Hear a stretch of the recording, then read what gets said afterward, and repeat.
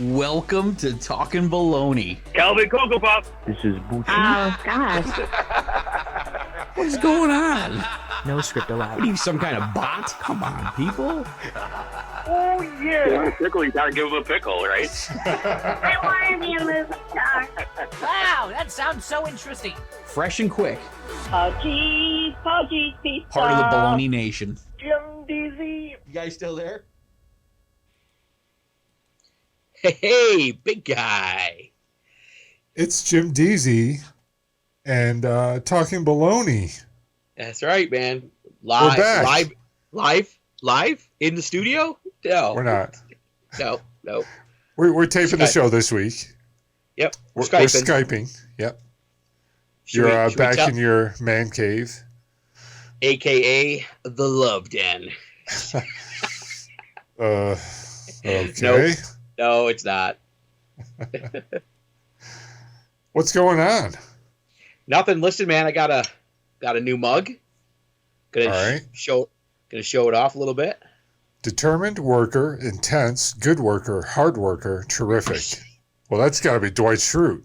Dwight Schrute from The Office, folks. You guys know him. Boom. Look at on both sides. The same thing on both sides? Both sides.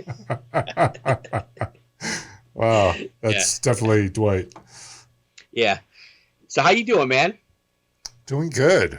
We returned after a month hiatus last week. Yes, I know. Huge success. Yeah.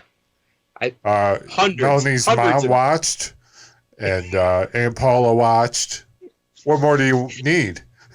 Listen, we're ranking right up there with some of them other duck sing-along shows on the old YouTube show. Oh yeah, they're putting us on YouTube in prime locations. Yeah, the duck sing-along. What kind of crap is that? I don't forget. Can we see that on your TV? Oh yeah. Hang on. Let me move out of the way. Hang on. Let's go down to it so all of our fellow listeners can see. Oh, there it is. The duck song. Wow. Right there. From 12 years ago. 506 million views. Yeah. For a stupid duck song. Just a little bit more than we have. So if you remember last week, we mentioned Steve Martin. Yeah. And I said, hey, why don't we do an episode? I think it's a great welcome idea. To our Steve Martin episode. Boom. Now, Three Amigos. Yeah, there we go. You know how we like to do it lately. We like to go by the top 20 box office. Okay. Kind of keeps it fresh, keeps it exciting. You never know what's going to come up. Mm-hmm. So if you had to look at his entire career, he started making movies in the late 70s. He's 76 years old. What is his highest grossing movie, international and domestic? So total global box office. Well, see, this is a tough one, but It's a very tough one. If you get it, I will give you $500.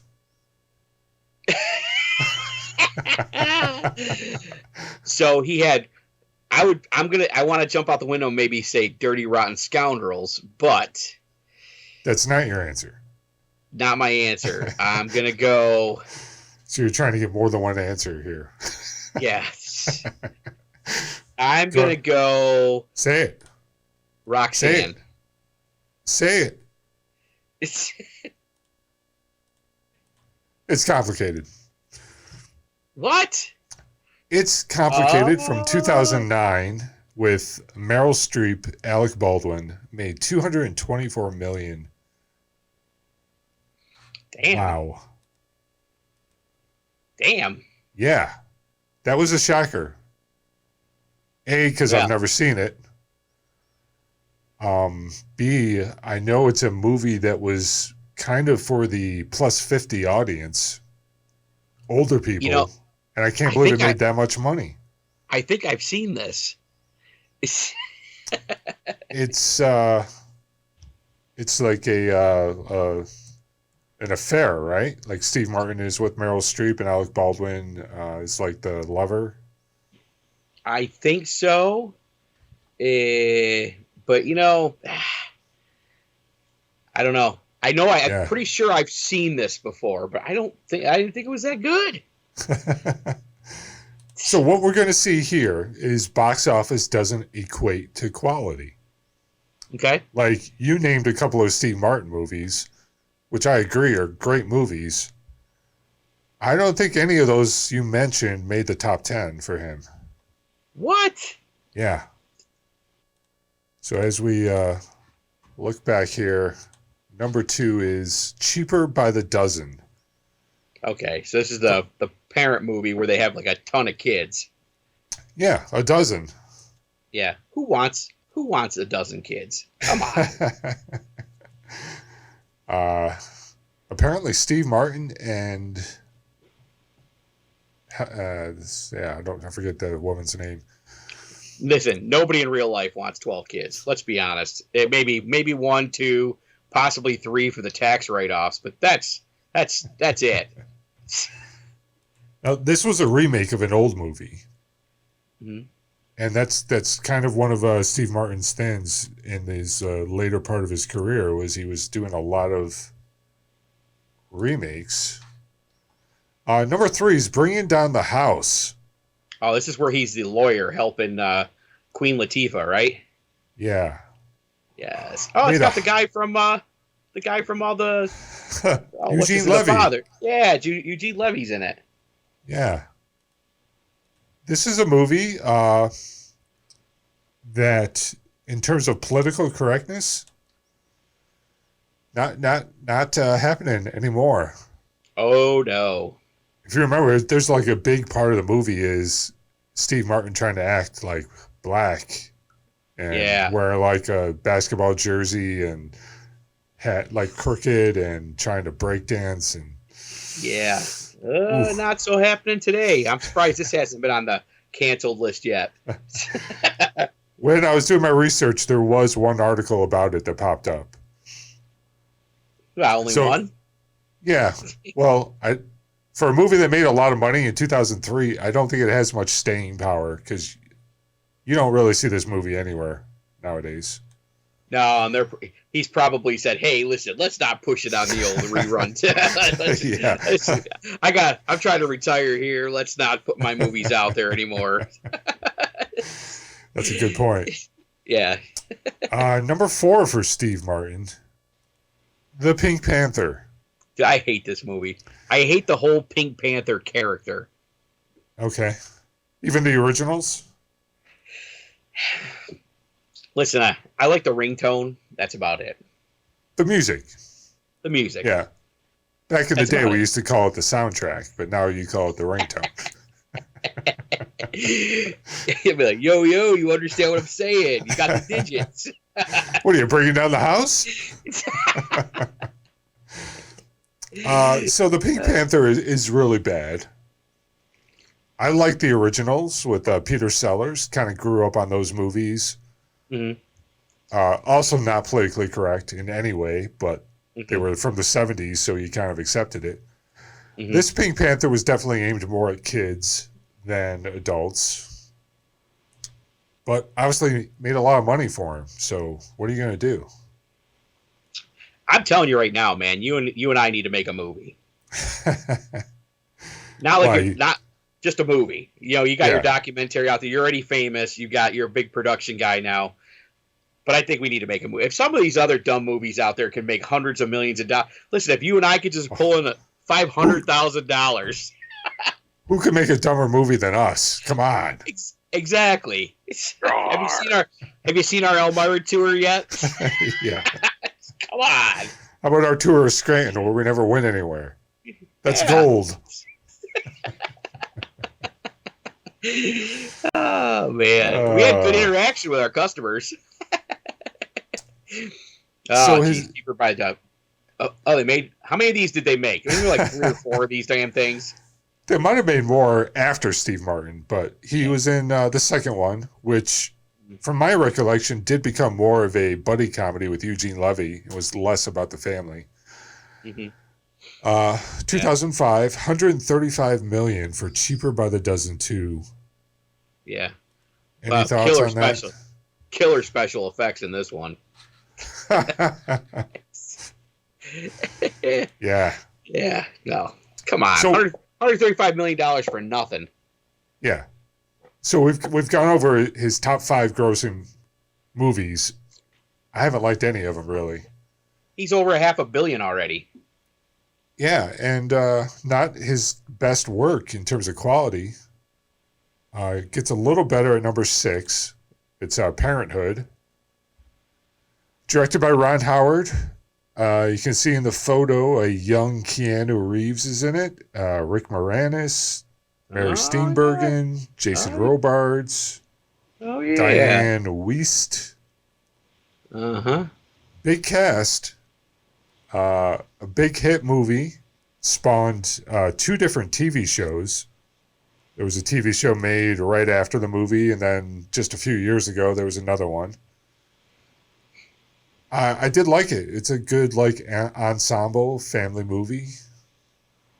Kind of like Cheaper by the Dozen, but without the kids. Well, or like Cheaper by the Dozen, but with, quality, actual movie making instead of just a bunch of slapstick. Throw 12 kids up against the wall and see which ones stick, right? All right, number 7. Yep. Do you want to guess any more? I'm going to go Roxanne. Okay. Eventually it's going to be right. Eventually. Not now, but eventually. Three Amigos? Damn it. Bowfinger. Bowfinger. Really? Yeah. Thoughts on Bowfinger? 98 million. All I remember in this movie wasn't there a scene where he kept trying to cross the road? Yes. That's about the only thing I remember from this movie. So the premise of this movie is Steve Martin is a low-budget Hollywood producer who gets a movie pitched with the idea that this big star is going to be in it. The star is Eddie Murphy, his character, but he won't do the movie. So they find a guy who looks like him, and they give him a haircut and take away his glasses to make him look more like him. And then they kind of film the movie just in the streets of LA. So they need a big action scene. So they're cross this busy highway. That's something we would do. Yeah. It's a really good premise. I feel like this is those years where Eddie Murphy was just way too over the top. Mm-hmm. Not the best Eddie Murphy, but not a bad movie. Overpaid. Yeah. He's too busy meeting the clumps. The clumps. Number 8. How about the movie House Sitter from 1992? Made $94 million. Steve that's Martin and Goldie Hawn. Goldie Hawn. That's Goldie Hawn before the surgery. Well, maybe halfway through her list of surgeries. Yeah. Yeah, you can't. I don't even recognize her now. She was in that one movie with the comedian lady and Amy Schumer. Amy Schumer. By the way, Amy Schumer, funnier than all hell. Yes. But didn't even know that was Goldie Hawn. Because all this didn't look the same. Yeah. This was back when she could move her facial muscles. She see right there, she's actually smiling. Oh, so now she just kind of does this all the time. And that's it. That might be a good challenge. See if you could do that for a whole show. We should call the Goldie Hawn challenge. That's a pretty good challenge. Take that to Tic Tac. Oh, damn, what did you think? Well, it's a great movie. I think we should all go see it. So tired. So about the movie House Sitter, Steve Martin is a rich, successful businessman who comes home. Goldie Hawn is like a con woman who is crashing in his house and he can't get rid of her. But she's got a heart of gold and helps turn his life around. And yeah. Not really my cup of tea. I can do the whole show on that voice. I would love to see you try. It's kind of hard to drink coffee like that, though. Oh, you need a straw or an assistant to help. Yeah. Anyway. Woo. Yeah. Number 9 is Father of the Bride. I remember this movie. Yeah. This is a movie that you would have thought did better at the box office, but looking at the numbers, it made like zero money internationally. Uh-huh. So it made $89 million in 1991. That's Martin Short, Diane Keaton. Yep. Yeah. Of course, we love Steve Martin and Martin Short together. Can't beat that. Can't. And this is like the prototypical father giving away the daughter movie. You know, everything's going wrong, and he's trying to come to the rescue. If you liked that one, then you probably saw number 10, which was Father of the Bride Part 2. Oh. Who would have thought? Boy, he seems to be the king of sequels. Yeah, that's weird, right? You don't think of his career as a guy who made like a bunch of sequels, but here we are, Father of the Bride Part 2 in 1995, $76 million. I like the fact that he's rocking a lot of flannel in a lot of these movies, like a normal guy. But it's 1995. You had to go with the flannel. But we know they didn't have a big budget either, so. So that's in the photo there. That's Kieran Culkin, Macaulay Culkin's younger brother. Mm. And what I remember of Father of the Bride Part 2, it was a lot more Martin Short comedy. Because he was a breakout character in the first one. Not as good a movie, but I think they're still talking about doing another one. Really? Yeah, like Amazon or Netflix wants to do a reunion or a part 3 or something. I don't know what it is with Netflix, man. They do something they hit it out of the park. Or they cancel it the next day. I don't. Well, that's true. Either it's a huge success or it disappears, and you wonder, where did that go? Yeah, I don't know. How about number 11?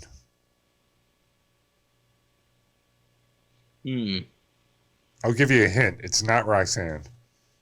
Three Amigos. Ooh, close. Damn it. The Jerk. Oh. This is a funny movie, man. I thought this would have been a lot higher on the list. Oh, me too. Yeah. This was his big breakout. 1979, it made $73 million. So if you did inflate the dollars, I'm sure that's like a $150 million movie. Mm-hmm. I like that movie. That's a good movie. Yeah. It's funny. Anything you remember from it? Who brought the jerk? Oh. Is that from it? Yeah. Remember he's with the fork or the spoon? Oh, wait. Yes. No, is that no, wrong movie. Wrong movie. Yeah. Never mind. We're getting to that one. It's coming up. Yeah. I know it is. The Jerk is famous where he makes all his money and then he loses it all. And he's like in his underwear with a robe and he starts grabbing like everything. He's like, "Oh, I don't need anything except for this lamp and this phone book and this vase." And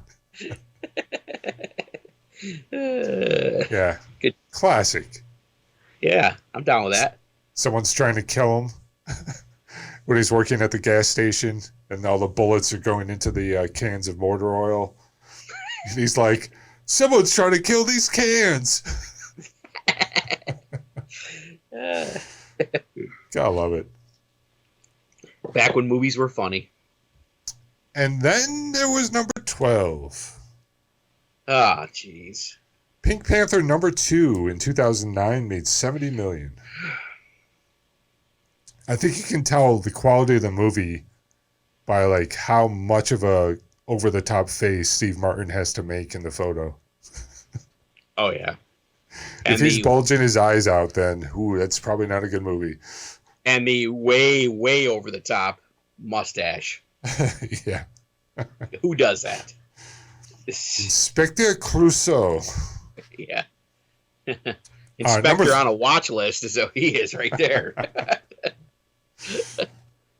Number 13 is a movie we've talked about a bunch. Planes, Trains, and this movie. Automobiles. And man, I'll tell you. So this movie should have been way higher on the list. Yeah. This movie's gave, awesome.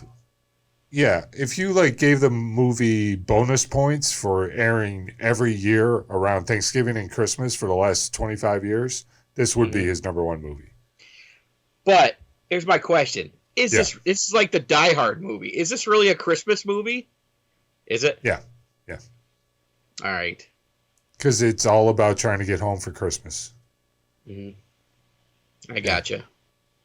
Die Hard's not a Christmas movie, though, right? We've established that. I think you tried to establish that, but yeah. Oh, yeah. I got ripped apart for that. Yeah, the internet did not agree. So, in my defense on that, I was probably wrong because Die Hard actually was a Christmas movie because it is a Christmas party taking place when it all happens.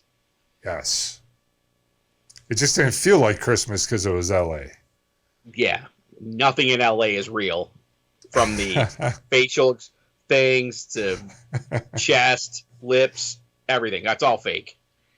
All right. Well, on that note, let's take a quick break. Right. We'll come back with more of Steve Martin. Awesome.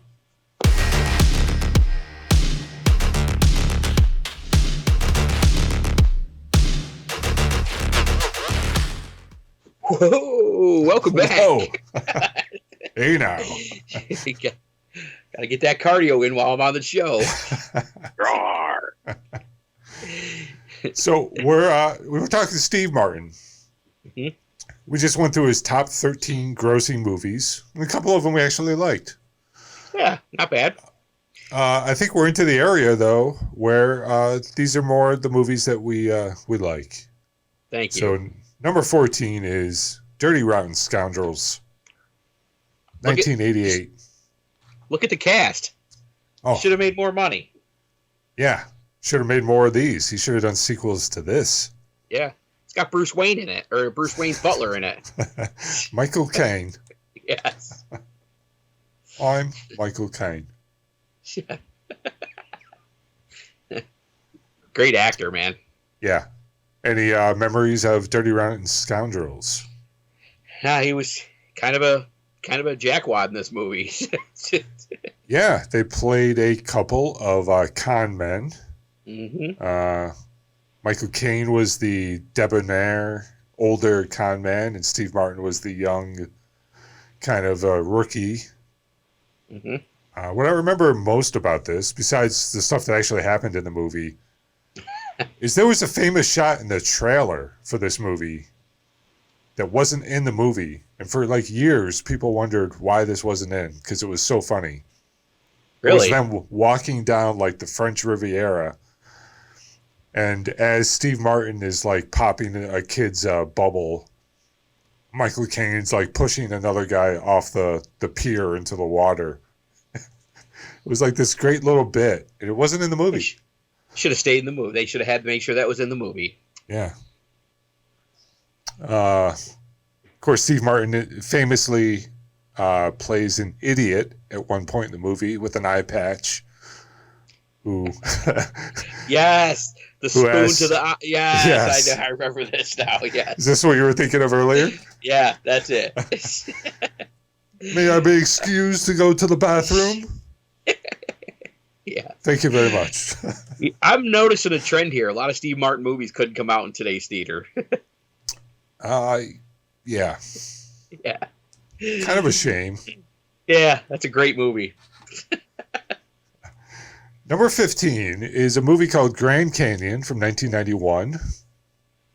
A more serious film. Steve Martin, Kevin Kline, Danny Glover, Alfred Woodard. This is the, I don't know if you remember the movie The Big Chill.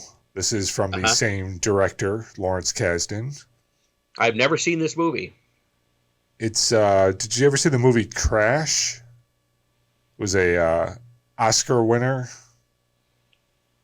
Oh, was a big, that's... Wait a minute. Hold on. I think I've seen the movie Crash. Yeah, it was a big ensemble movie, and it kind of started a trend of doing these movies with like a bunch of different characters whose lives kind of intertwine. And this is one of those movies. I only remember Danny Glover from Lethal Weapon and that really, really, really bad sequel Predator to 2? Predator 2. One of the worst movies ever made. Yeah, I kind of liked it. Listen, the special effects were great still, but I don't know. You're waiting for Mel Gibson to jump out at any given time to help him. Oh, no. You're waiting for Arnold. Oh, yeah, Arnold. But I'm waiting for Mel Gibson from Lethal Weapon to come out and help him. Yeah. Yeah. Number 16, Three Amigos. Ah, yes. Now let's talk about what a crime this was, that this only made $39 million. Look at the cast. Steve Martin, Chevy Chase, Martin Short. A great movie. Greatest movies ever made. Yeah. I'm trying to remember who was who. One of them was Dusty, right? Yes. I believe Chevy Chase was Dusty Bottoms. Yes. Great movie, though. Yeah. Should have been numbered top 5. How many times do you think you've seen Three Amigos? 100, at least. Wow. I was going to say a dozen? No, I've seen it a lot. El Guapo? El Guapo. Here's the thing. Yeah. Every one of these movies that has Chevy Chase in it, it's always he's the player, always chasing the ladies. Yeah. But this just shows that a lot of people back then didn't have the taste that we had in movies. That it only did this little at the box office. And we're looking at these movies from Steve Martin. All his best movies kind of are in that same area. Mm-hmm. 36 million in 1986 is probably really not that bad for a comedy that probably cost 10 million. It probably was a hit. It's not like it's a bomb, but you just expect, movies come out nowadays that are terrible and make 300 million. Yeah. Number 17. Hey, Roxanne. Roxanne from 1987. He can smell smoke and fire from miles away. He's got a nose for fire. Yeah. Do you know what the original story Roxanne is taken from? I do not. Famous piece of literature? Mm-mm. Cyrano de Bergerac. Oh, we've got a call. Hello, caller. You're on the air. And they've been muted. Yeah. What? So Cyrano is that famous story where the guy is terrible with words and another guy is a poet laureate who can talk. So the woman in the castle is looking down at the guy, and meanwhile the guy who can actually talk is hiding in the bushes telling him what to say. Oh, just like the movie. And that's Roxanne. But they updated it to modern times and they did it brilliantly. It's like a really good movie. It's funny, but it's also really good. Mm-hmm. I liked it. It was my first guess for top grossing movie. It was. If there was any justice, it would be. Yeah. What are you going to do? Yeah. Number 18 is a bit of a cult classic, Little Shop of Horrors. He's going to be the dentist. And yes. And he'll be a success. Steve Martin in a musical starring Rick Moranis with Bill Murray doing a cameo. Can't beat that, right? It's a great movie. Yeah. I think it's on Netflix. Oh, no, HBO Max has it. HBO Max. Okay. Yeah, you watch on HBO Max. So you've seen it recently? Matter of fact, if you were to check my history, it's probably in my watched history. Well, I wondered. He came right up with the dentist lyrics to the music pretty quick. Yeah. Sherry Seymour. Feed me more. That's where the character Ryback got his. Probably. Number 19 is Sergeant Bilko from '96. I've seen it. I don't remember it real well. Dan Aykroyd with Steve Martin. Yeah, Sergeant how young, Bilko. Yeah, look how young they are. Yeah. 96. It feels like this movie isn't that old. Mm. That's 25 years right there. Damn, we are all getting old, man. What a bummer. So Sergeant Bilko is a old TV show that I am a big fan of. It's a great character who was like a con man who ran like the car garage at the military base camp and always had scam after scam going on behind the back of the sergeant in charge. My dream job.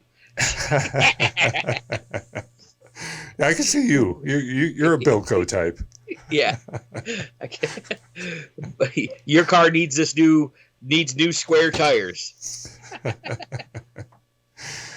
So the movie was a bit of a disappointment. I don't know if Steve Martin was the right guy to play that role. I think Bill Murray would have been a better Sergeant Bilko, but number 20 is All of Me, 1984. Oh my God, we were only 10 years old. Yes. Jesus. But I had Showtime when I was a kid, and this movie was on all the effing time. I did not like it much. Yeah. It's basically Steve Martin is possessed by Lily Tomlin. So when he looks in the mirror, he sees Lily Tomlin, and she can take control of his body to make him do stuff. There's some great physical comedy where Steve Martin is fighting with himself because half his body wants to go one way and he wants to go the other. But aside from that, I can't recommend this. You just looking at the cover of that movie. Yeah. Think about how many movies have that exact same cover that came out in the last 30, 40 years. There's a lot of movies with just the guy and the girl, or the two guys or the guy, two girls standing all in the same, just like with the that. Clouds. Yeah. I can't believe anyone would research have clouds behind him. Yeah. For a.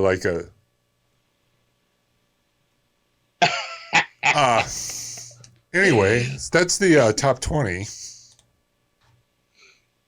Well, you compare that movie poster to a Top Gun movie poster. Need I say more? Yeah. Which one are you going to see? So, All of Me, not that I want to talk about it a lot, because I didn't like it, but really, it's a movie about a man possessed by a woman. What are you going to do on the poster? Mm-hmm. I think they just threw their hands up and it was well, just have them stand next to each other in front of the clouds. Yeah. Okay. Yeah. Some movies beyond the top 20. L.A. Story at number 22. Okay. That was Steve Martin wrote that movie, I believe. Had a young Sarah Jessica Parker in it. Kind of a movie that people really credited him for capturing the feel of L.A., which is people who are kind of don't care about anything. Fake. Yeah, there you go. Fake people. My Blue Heaven at number 24. I've seen that movie. I don't remember it, but I've seen it. That's where he's a mobster on witness protection in Yes. the suburbs. Yep. Number 25 is Leap of Faith, where he's like a down and out preacher. Yeah, snake oil preacher. Yes. Number 27 is The Spanish Prisoner, which is kind of a serious take on Dirty Rotten Scoundrels about con men, and just, it's a movie with one twist and turn after another. Highly recommended. It's a drama, not a comedy. That's a really good movie, kind of an independent film. I think one of his best serious movies. Okay. I'll check that out. There's a movie at number 30 called Mixed Nuts. This came out in 1994, and I remember seeing it when I was going to college. Mm-hmm. Had a young Adam Sandler in it, one of his first movies. And Steve Martin played a psychiatrist, and he had just a cast of nut jobs that he was trying to help. Not really a good movie. It's another one of my dream jobs. Psychiatrist. Yeah? Yes. Why is that? I could help so many people. Oh, yeah? Oh, yeah. I know some people I could put you in touch. You want to put it to the test? I don't mean like other psychiatrists. I mean like some nut jobs. Oh yeah. We talked about that. So, final thoughts on Steve Martin. I mean, I kind of wanted to do this because of that Hulu show he just did with Martin Short. Only Murders in the Building. Again, highly recommended. Who did he do the Two Wild and Crazy Guys? Who did he do that with? It was with Dan Aykroyd on Saturday Night Live. That's right, Saturday Night Live. Steve Martin was not a cast member on Saturday Night Live.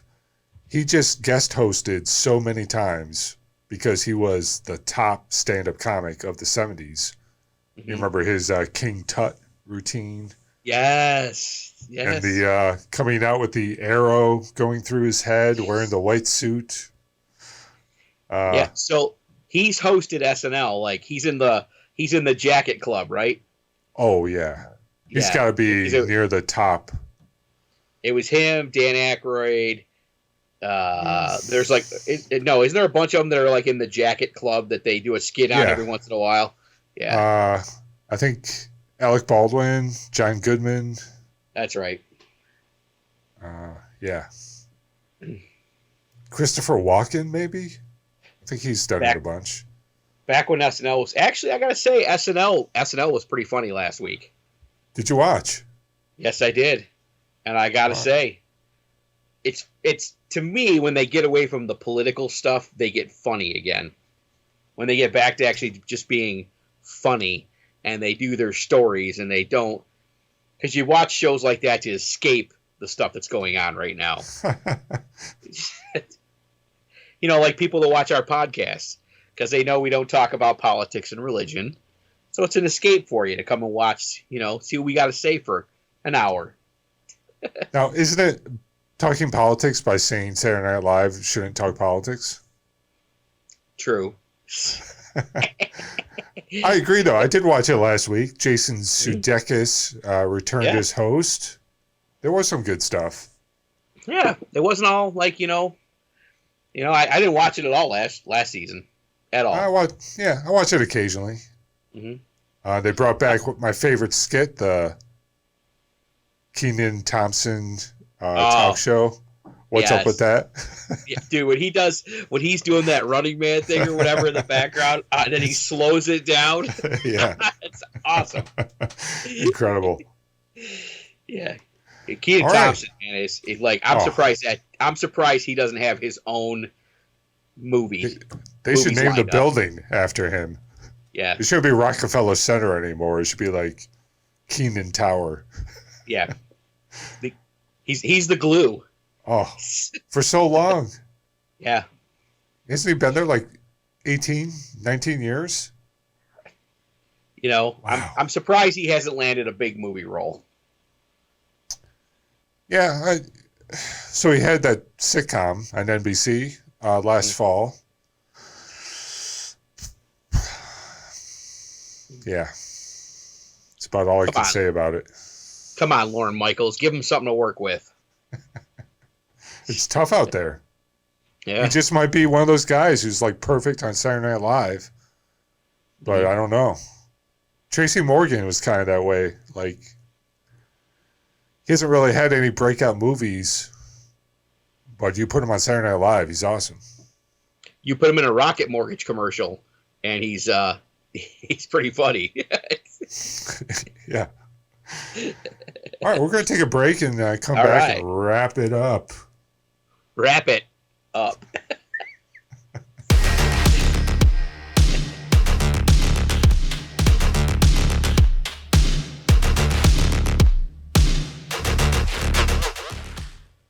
Hey!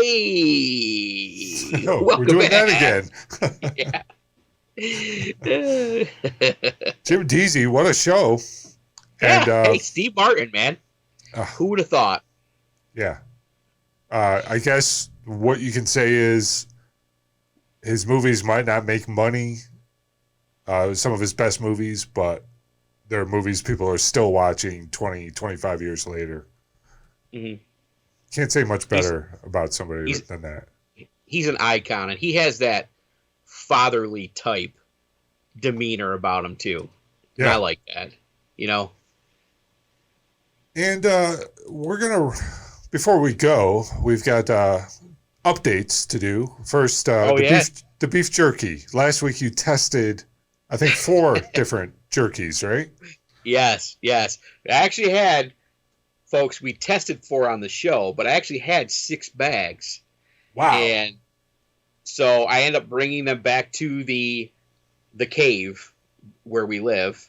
And I had them on the stand table in the coffee room that we have, and came home from work and found that the dogs had found all of them and ate all of them. All the beef jerky gone. Except for, if you remember, the everything bagel. You hated jerky. It. I hated it. Absolutely disgusting. Yeah, the dogs thought it was disgusting too. Yeah. Oh. They didn't touch it. They opened the bag, took one smell, and said, "F this." Wow. Yeah. Strong language from the dogs. Yeah. They literally told me, "No, we ain't touching that." Okay. But they love the others, so they love the others. Even the dogs were doing jerky reviews. You know, maybe we can get one of the dogs in here to do a review. Jerky reviews with the dog. I'll just feed him a piece. Oh, you know, that's huge on the internet. Like having dogs taste test stuff like tomatoes, cucumbers, hot sauce. No to the hot sauce. Peter would probably shut us down on that one. Yeah, and I don't think you want to be going out with your dogs at 3 a.m. to the. Yeah. Hey, why's the grass got streaks in it? Whoa. So you've got another big decision coming up that you want to talk about. This is a big decision. This is almost like a marriage decision, folks. Whoa. Yeah.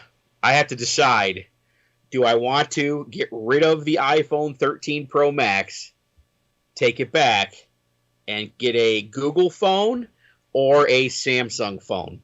Or do I just want to keep this one? I don't know yet. Now, how long have you had it? I've had this phone for just 25 days. 20 days. 20. I have 1 week left before I need to make its final decision. But I'd like to make the decision by tomorrow. All right. Because after that, you got to keep it. Yeah. Here's my problem with this phone. And I know people are going to say, you know, hey, you're complaining you got an iPhone 13 Pro Max, blah, blah, blah. Here's the problem. This phone is identical to the iPhone 12 Pro Max. I don't care how you slice it. I don't care how you dice it. It's the same damn phone. Now, there's different stuff, but it's all internal. You don't see the difference, right? Now, you being a camera guy, I showed you the camera on the phone, and what was the first thing you picked up on? Well, the fake blurring was very disappointing. In fact, I think I said it was trash. Trash, folks. Yeah. Trash. And you know, trash on this show, when you say trash, that's like saying shit. There it is. I was going to say yeah. saying trash just means it's really bad. Yeah. Well, they did an update. They did do an update, and I'll give them that. They did an update to the camera. And it tweaked it a little bit. It looks a little better, but you still see that what they're doing is a fake blur effect to try to give it the impression that there's depth of field when there is, in fact, no depth of field. And I compare it to like when you do a Skype call and someone has their blur background on. And you see like all the edges around their head every time they move. This is basically what they're doing with the iPhone, and it's very cheap, and it's very disappointing. We should be better than that at this point, 2021. I think that we've gotten to a point now with the iPhone where they're putting more emphasis on speed and screens, and they're not focusing on what made them who they are, and that was their cameras. Okay. Now tell me the pros and cons of the two other phones you're looking at, because what we're going to do is we're going to let Baloney Nation decide. They're going to vote at Twitter, Baloney Talking. However they vote is what you're going to do. You can vote for keeping the iPhone. No pressure here. Buying the S21 from Samsung or the Google Pixel 6. Or maybe a fourth option, Jim has to give up cell phones and go back to a landline. Dude, I would seriously go back to a BlackBerry. If BlackBerry came out with another phone that was somewhat modern. You know what I mean? Yeah. They don't? I thought they came back a couple years ago. Well, they did. They were rebranded through TSL, but they were still a BlackBerry. But when BlackBerry used to produce and own their own products, man, they were phenomenal. And TCL had a pretty good phone that was close to them, but somebody else now is coming out with a new BlackBerry phone. I don't know when that's supposed to come out, but I gotta say that I've been playing with this phone now for 20 some days, and it's a little. I keep looking at it, going, "Why did I buy that?" Because it's the same damn phone I had. Yeah. And by the way, the Verizon rep that told me all the cases from my old phone would fit this one. See this little notch right here? Yep. Well, the plastic shield that goes around this is bigger on this one, so all of your cases don't work on this phone. Wow. They won't fit over that little hump on the back. Well, tell me about these other phones, because so the Google Pro, yeah, sporting the new Tensor, I believe, processor. The Pixel 6, right? Pixel 6, yeah. I would probably look at the Pro version because I like the bigger phones. I guess I'm compensating. I don't know. But it's got a bigger screen on it. Calvin Cocoa Pop. And I got to say that I like where they're going. They got a blur feature on their camera for those moments when you take a picture and you're like, oh, I want to scrub the TV out of the background. Or that person that just photobombed me, I want to scrub them right out, and you can take them out. Yeah, not a blur feature. It's a magic eraser feature. Yeah, awesome. Yeah. I like how they're integrating their software with things. My only hiccup right now is I got to make sure that there's a smartwatch that'll actually work with it, which may be the Samsung smartwatch. I'm not sure yet.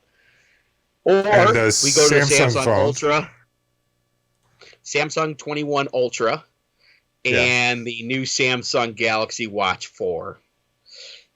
Okay. It's going to be a tough one. I'm going to have to go to the store tomorrow and take a look one more time. So for you, the phone is a part of it, but really the watch is like just as important. You got to have the watch to go with it. I find that when you have one, the ecosystem is the same. Everything works. Yeah. And it does what it's supposed to do. I've used the Apple Watch with a Samsung phone, and I've used a iPhone with a Samsung watch, and they just half the features work. So right. But that's important to you, having the watch. Yeah, I want everything to work. When I say, hey, Siri, I'm the most awesome man in the world, I want my phone to say, yeah, you are. But when you have Samsung Watch and you ask that, there's no answer. No one's there to tell you. Bullshit. I'm bull crap. I'm sorry. What is going on? So yeah. All right. Tomorrow's a big day. And This is a big decision. we're doing something else special tomorrow too. Well, I'm glad you brought that up. Because Yeah. we're taping on a Saturday night instead of doing our normal live Sunday. Because we're going to take another little road trip tomorrow. A special place. A happy place. A place where dreams are made. Yeah, the most wonderful place on earth. And it's not Disney World, folks. Oh, no. Much better. No. And you don't have to pay an admission to get in. No, but you will gladly hand over everything in your pocket for some of their treasure. Because it's Krispy Kreme. Oh, yeah. And it's like going to the world full of glaze. Oh, what a world. Yes. If I could just talk the manager to let me go down that conveyor one time. Yeah. You just want to lie down on your back and just take it all in. Yeah. That's I don't know about that. That kind of sounds like we might be borderline getting an adult entertainment on that one. Yeah, I was going to let that one slide. Yep. Hey, let that go.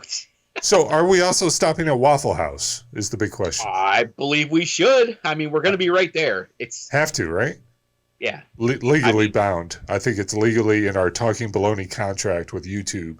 If we're in a proximity of Waffle House, we have to stop. And also a Sheetz. Oh, that goes without saying. So we could hit fuel up.